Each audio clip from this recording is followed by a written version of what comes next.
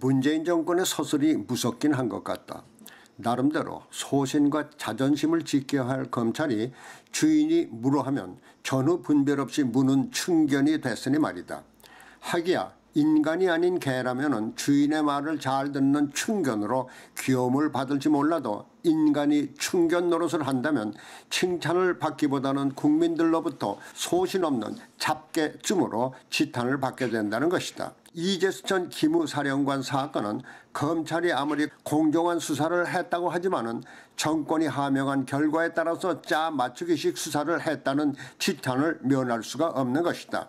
특히 유죄가 확정된 것도 아니고 구속도 되지 않은 상태에서 새파란 검사가 이재수 전 기무사령관 본인에게 수갑을 채워서 인간적인 모욕감을 준 것도 모자라서 그의 아들과 지인에게까지 사건과는 직접적인 관련이 되지도 않는 압수수색이라는 명분으로 겁을 줬다는 것은 주인이 물어하기도 전에 알아서 문 잡개가 됐다는 것이다.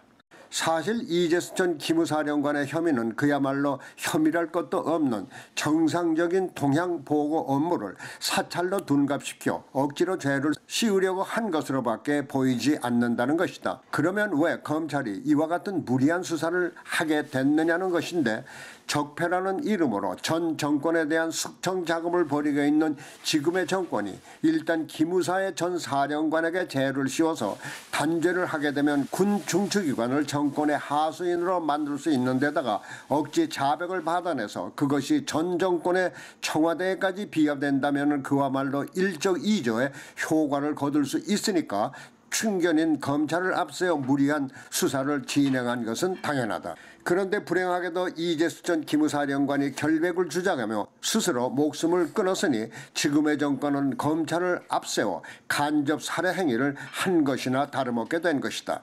그것은 대다수 언론은 물론 국민적 감정이 이재수 전 기무사령관의 자살에 애도와 함께 검찰의 부당한 적폐수사 행위에 일제히 반감을 드러내고 있는 것으로 대변하고 있다. 이와 같은 여론과 정서에도 불구하고 막상 이재수 기무사령관을 비극의 나락으로 떨어뜨린 현 정권이 침묵을 하고 있는 것은 아마도 도둑이 재발이 저려서인지 모르겠다.